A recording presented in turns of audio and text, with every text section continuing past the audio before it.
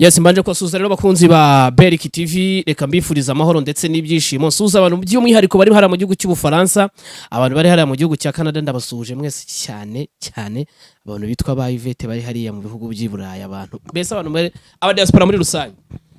Ikiganiro cyacu uyu munsi ni episode ya kabiri, ni love.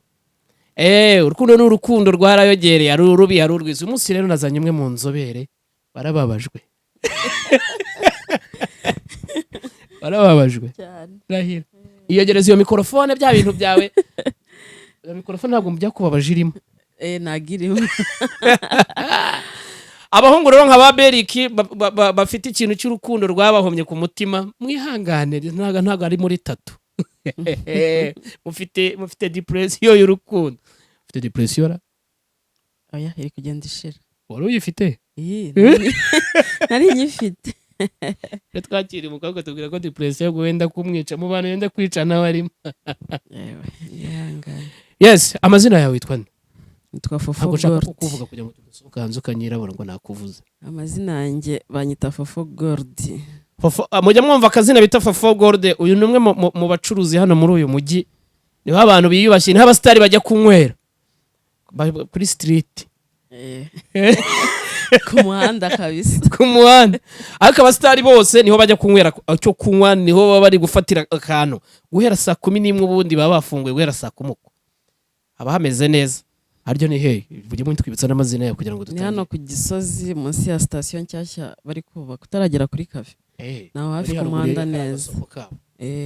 Wala korera muri VIP. Ubwo abantu bari tayari bahite bambwiranye gufata y'akantu rero, dore vuba cyane bazashiti zanjye ziri aho ngaho inyuma y'amazi. FOFO Gold arakuntu ajya kunshanga akantu bakuremera ko naye nakuremera tu ngaho se ndemera imbere y'abantu. Nari temera imbere y'abantu wala. Yes, ni ikiganiro rero murabizi ibiganiro tuganira uyu munsi. Topic iragira episode ya kabiri iragira ati abahungu. Yes, turagana kuri topic eshatu, hagari topic imwe birimo uduce. Ejo hari abantu bambajije ngo ko nasekaga,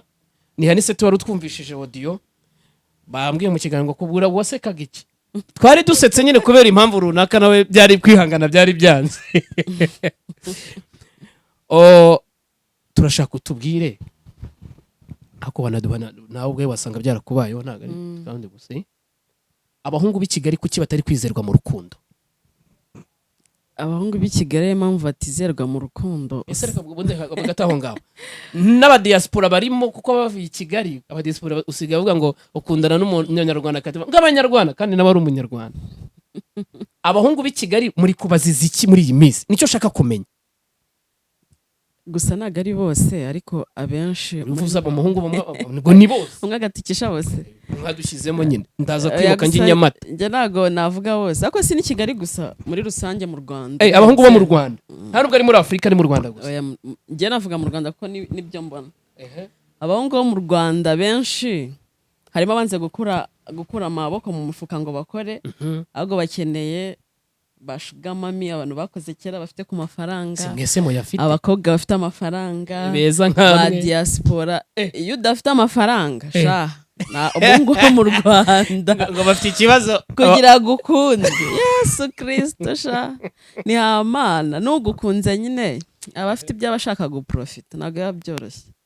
Ngo mu Rwanda bisubireho. Ubona ari nk'iki bashaka guprofita abahungu bo mu Rwanda? Ego ni byinshi. Ibiyese byo dushaka gutuganirira hanga. Harimo amafaranga, kwishimisha se subyumva. Kwishimisha, kwinezezanya n'abo bakobwa ariko atagukunze, kugira gucungiraho amasaha we afite izindi gahunda. Agucungiraho amasaha ko kandi ko gucungiraho amasaha ugakuye. Nuko njya mbibona kenshi. Hanyuma none ikibazo bafite uravuze ngo bashaka gukora barya gutese nyine bishyura inzu gutese. Harimo n'abatunzwe n'imiryango yabo, harimo n'abatunzwe n'abakobwa cyangwa abagore badashaka gukora se. Warahuye nawe? Gusa sinavuga ko ari bose ariko abenshi. Nubwo bizima bibereyemo. Nubwo bizima none kuki mudashaka kumva ko bakunda? Nta rukundo bagira mana. Kuki umva kandi ntabwo urakundaho njyewe se njye narakunze na n'ubu se nese ubundi singo namushira inshuti byagenze gute kugira ngo wa mbere agende umutipe yarambeshye mbona kambeshye ariko nesha umwanya gute rero tubwire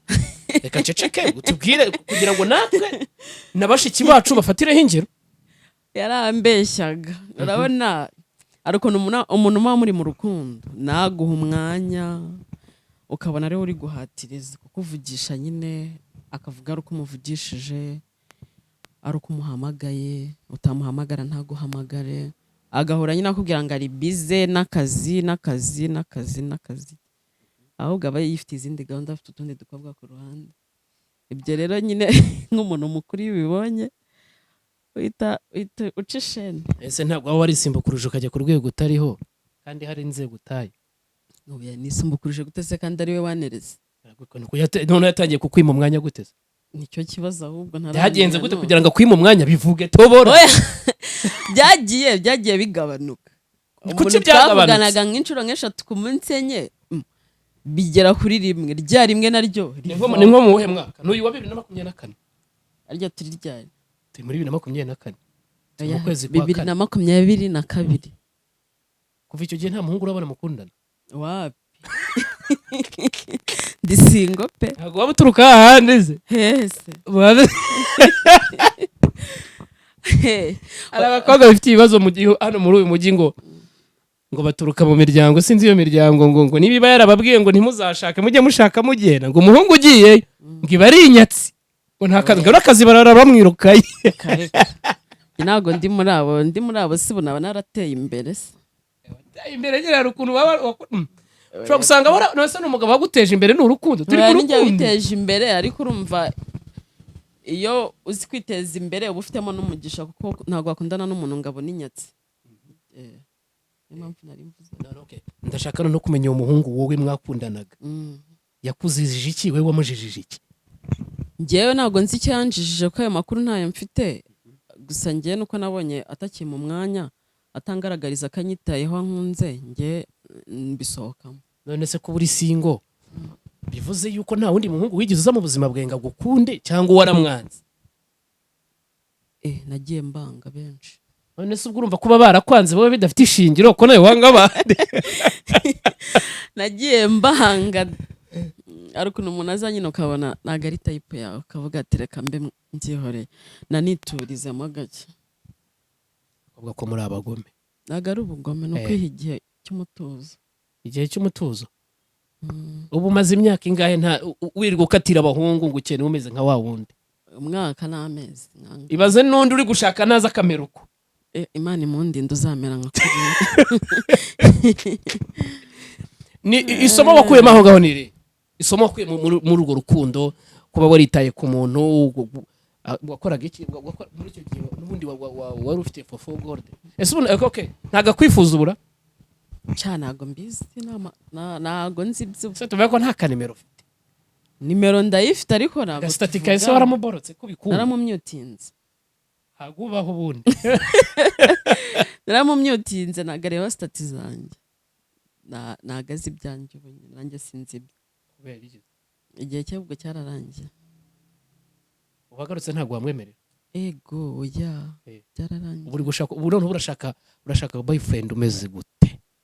shanye ne boyfriend y'umwana mwiza umeze gute nyine mutipe muremure anise tarahari arabyujuje wirabura wibogari akuzi no gukora uzi gushaka amafaranga yareka tubigera ashobora kuba azaba azi gukora nyuma bikanga kuko urishoboye arashaka yanakicara niwe ukeneye nkamutunga tugomba gufatanya beri kurumve uri muremure ufite amafaranga uzi gukora ubu rero ube tayari hanyuma tukomeza turacyumva umuhungu ukeneye urumva reka dushaka n'abakunzi iyi YouTube love ishaka n'abakunzi ihuza abantu bakundana ushaka umukunzi ubimbwire tayari iyi episode ya 2 wa mbere ejo ngo yaramubonye tayari vuba yahise amubwira mu gitondo ati hey umva iki kintu nicyo noneho ushaka umusore umeze gute umukunzi ndamukeneye ntabwo navuga ngo simukeneye kuko ntawe mfite ndamukeneye ku myaka ingahe 35 kugeza nko kuri 40 ko ngiye ngo ndabasore bakuze baba bafite iki nicyo ndaza kukigaruka singendera ku byo bafite ngewe niyo myaka nkunda ko akenshi usanga abantu biyo myaka bari seriye none se nta basaza bafite 50 baca inyuma abagore babo nta buseriye bafite baba babufite cyane nta nubwo bafite komeza umusore ushaka niwe turi gushaka mube tayari babantu mube tayari muhora mumubwira ngo abakunzi mwabuze abakunzi ngo muri Amerika nta bakunzi mufite ngo muri mu Rwanda nta bakunzi mube tayari nta muhungu n'abahungu bazajya biyakira abakunzi babe tayari rero tubahuze muri love umusore nshaka singo mwanga bafite amafaranga menshi nta na make niko tubigire nta na make afite nta na make ariko afite imbaraga n'ibitekerezo byo kuzayashaka ubwo yaba afite imyaka ingahe se ataratangira gushaka none se nta bafite 50 bataragera amafaranga oya nyine urumva nabagiye kumurera sinabishobora nyine umuntu nyine ariko reka nkwereke ufite business kandi afite ibitekerezo byo gushaka amafaranga nubwo atarabona ayo mahirwe yo kuyakorera ariko urumva wowe mu gihe ufite business koko ushaka umukunzi wa nyawe none se mu gihe ufite ntago ushobora kumuzamura ahubwo mugafatanya business igakura nabyo birashoboka ubona ari umugabo uzi gukora afite ibitekerezo gusa ariko aka kanya ntago ari we nyeneyo nyeneyo umuntu wo kuza nyine kumfata tugafashanya nyine tukazamurana ukabyara mu karere apana ngo twakundanye twatandukanye oya tukabana tugakundana urukundo rwa nyarwo akanyitaho nkamwitaho noneho saza umuhungu ubaye ukundanye cyangwa se muri abahungu ikeneye abaye afite dread rero dread ntago nzikunda ariko abaye ari afite urukundo namukunda gusa sinzikunda nose uzakunda umuntu ibaze urumva rozaba ari urukundo mbona ari byiza ariko sinzi impamvu nyine ntabikunda cyane ubaye umubwisha ukunda sizikureho aro wabibwira ntazikureho ahubwo akakureka aka no wabibwira akazivanaho reka dusimbuke icyo kibazo wenda abahungu babe babyumvise mube tayari mwebwe nimero nimuyikenera mwe araza kubabwira Instagram yiwe mugende mu mucokombore muremanze mu mumenye neza nshobora kwibaza ari cyo kintu tugiye kuvuga ntago icyo kintu ndakigeraho neza ese ubaye hari baguterekeye abahungu babiri bareshya type ushaka ihari umwe ari umukene undi ari umukire sibyo wahitamo nde muri abo bahungu babiri umwe ni umukene undi ni umukire kandi harimo bose baragukunda ariko harimo umwe ugukunda cyane kurusha abandi ntabwo bizi ko harimo ugukunda ariko hari ukwitaho ari ugukurikirana kurusha abandi hari ukubonera umwanya mbese kurusha abandi kurusha uwo wahitamo nde nahitamo unyitaho kurusha undi usanze ari wa mukene kandi aka kanya utamushaka ariko gukena biratandukanye ari umukene cyane ariko abakene cyane baragowe ari umukene cyane byaba bigoye ariko abahungu b'abakene ntabwo bazashaka abakobwa ngo nuko ari abakene oya bazashaka kandi igihe umuntu aba ari umukene akazabona amafaranga nk'umuhungu ukeneye akora ikiyede cyangwa ni umukwaferi yogoshera ibiceri 300 cyangwa desa ku munsi akorera 2,000 averisi 5 agasigara na senkisa yego sibyo akwitaho pe na saa senkisa wonyaraza mukazisangira ibiraha ariko rero akaba hari ufite imodoka n'amazu n'imitungo ariko ntagakwitaho cyane nka wa wundi ndashaka kudandukanyiriza ibyo bintu wowe wahitamo wowe nese ubwo urumva wowe umuntu ubasha kubika iyo senkisa yakwitaho gute kukwitaho se ni amafaranga no kwitabwaho haba hakenewe amafaranga rimwe na kandi mugomba kwitabwa nawe wowe none uri mu gihe uyafite mwiteho kuko urabizi ko agukunda biba bigoye gusa nyine afite ubushobozi bukeya mwafatikanya ariko nanone kandi akorera za senkisa ku munsi arizo abika urumva ko afite intego yo kubika andi ariko numuhereza support wakunze umuntu mwakundanye nta bushobozi afite ariko nyamara wowe urabufite ese nta kintu ushobora kumukorera kugira ngo abone wabonye ko afite imbaraga zo gukora cyangwa ngo ukore muri bya bintu mubwira ati rusasa gika ngushingira akantu hari ugikora amafaranga aje kuri banki ntago wabikora ngo nuko ari umukene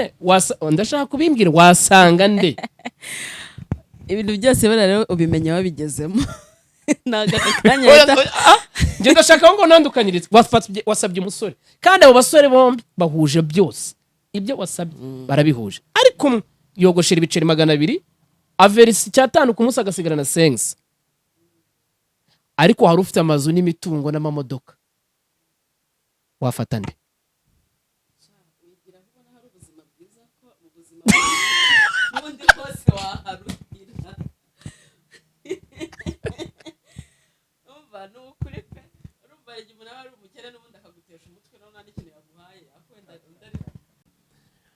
wajya hehe muri abo bantu babiri shaka kugira ngo ujye kuruhira ahantu hatari ibintu byibuze wajya n'ahari ibintu uko byose n'ubundi hari igihe usanga hajemo imiro ari ahari amafaranga n'ahatari amafaranga kandi ufite bya bintu byawe aho kugira ngo ukunde umwe muri bo wenda mufatanye erega biba bigoye kumenya umuntu mutari abantu ubundi umuntu umenya mwabana akanya ubonye uwo musore kandi ahise gusaba ko ejo mugomba kubana kandi ubushobozi bwose arabwujuje ntago wagenda oya mugomba kwanza mukamenyana mukanakundana abamenyanye ukumenyana ubundi mu rukundo bisaba igihe bingana ntago bigombera igihe kinini aho banze ukareba ko umuntu nyine mwabana bwa buzima bw'igihe kirekire wabishobora wabasha kumwihanganira umukunze umwishimiye ntago bisaba wenda ngo igihe kinini igihe runaka nshaka dusoreze kuri iki kibazo noneho ababyeyi bahatira abana babo gushaka bakurikije ingo zifite ubushobozi ni iki kintu bababwira tunarangiza ikiganiro cyacu rero iyo urebye usanga ababyeyi akenshi baba bivanze mu rukundo rw'umuntu bagakwiye kujya baha umwanya abana babo bakihitiramo abo bashaka batagendeye ku mitungo cyangwa ku mafaranga ahubwo bagaha umwana nabyita nk'uburenganzira bwo gushaka umuntu w'umutima wishimiye akaba ariwe babana batagendeye kuri ibyo byose umukobwa ashatse kugahato bigenda gute nk'ayo w'umukobwa biracyabaho se si bya kera ushobora kuba nturuka mu bakire wenda handitse atari papa wanjye ari umukire bigasaba ko agomba kunegeka ngo njye gushakana n'umwana w'umukire kwa runaka kugira ngo inyongera ziyongere akenshi usanga nta rukundo rurimo muba mubanye nabi birumvikana abasore b'i Kigali turangiza ikiganiro cyacu none bisubireho buryo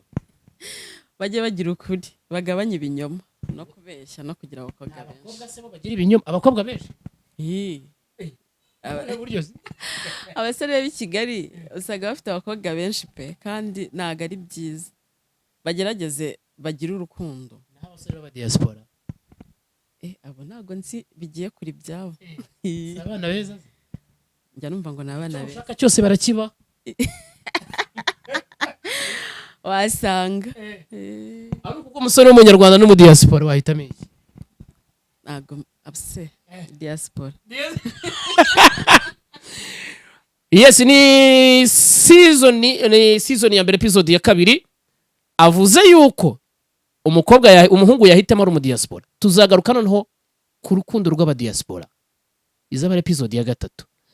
kandi uyu nzamufata muhuze n'undi mukobwa nawe ku rukundo rw'abadiaspora abantu twakiriye hano tuzajya tubakira babiri bahure mu bo twakiriye ku bintu by'urukundo buri babiri bazajya bahura tuganira no ku rukundo rw'umudiaspora episode ya 3 mutegereze mwumva urukundo rw'abadiaspora reka mbashimire cyane kangushimire FOFO Gold murakoze namwe mwakoze kutwakira wawe uhafunguye kuva ryari mbese muri FOFO Gold turashaka kuturanye no dusoza ikiganiro cyacu kugira ngo tubone tujya kwiyakirira batubwire tujye kwiyakirira n'abantu baturuka hanze b'aba diaspora mujye mubasa kumenya ahantu muri bujye kwiyakirira na ahantu njye nagiye ejo na ahantu ku muhanda hameze neza street mbese nka zimwe zo muri Amerika naho iwanyu mukunda kunywera ariko hameze neza bahari muvuma ahantu abastari banywera urubyiruko ahantu abapapa banywera n'abama dorashaka kutubwire muri ikiza cyo muri FOFO Gold niki twita ku bantu neza buryo kandi nakorera na body to body oya body to body ni iminywere n'imirire biraboneka ntabwo ashaka ikintu cyo kunywa ngo kibure ntabwo ashaka ikintu cyo kurya ngo kibure kandi ni heza ni ku muhanda ubureba umujyi wa Kigali hose hariya mu mujyi neza yose nasohokana umuntu ukunda batuje akazi ki wamusohokana mukaganira mukanaryoherwa mukishima wa diaspora mu byumve niho FOFO Gold atuye niho yibera niho akorera ubwo rero mube tayari ubwo umuntu akeneye kuza muri FOFO Gold yabakora kuziye mbuga nkoranyambaga ku buryo ashobora kuvanza ya bookinze nk'inyama cyangwa inzoga ihenze ku buryo yayibukinga mukayimubikira mukarayisa ujye utanga umwanya wo gusangira n'abakiriya yego njya mbikora abakiriya bagerageza kugusohokana se ukavuga ati reka tugusohokane tumwe rero tugusohokane oya ntabwo ibyo ndabigerageza dusangira iwanjye aho nkorera iyo umukiriya azaje tubavuga ati wambabare tugasohokana byaterwa n'uburyo ajemo byaterwa n'uburyo yajemo hanyuma umuntu abakeneye yakora kuziye mbuga nkoranyambaga mukoresha Instagram nkoresha Florafina Gold Facebook ni Flora Rakibeti oya ntago nyikoresha cyane ubwo rero mu byumba mujye kuri Instagram mwandikire ngiye twabanaga mu kiganiro ni w'abanyarwanda inshuti ya buri wese inshuti y'urukundo mukundane nyaboneka twe urukundo turarufite mureke gukuryarya reka mabwire rero ngo mukomeze mudukore subscribe ndetse na comment nyinshi mutubwire icyo tugomba guhindura muri ibi bintu reka mabwire ngo episode ya 2 gatatu noneho izaza rumuriro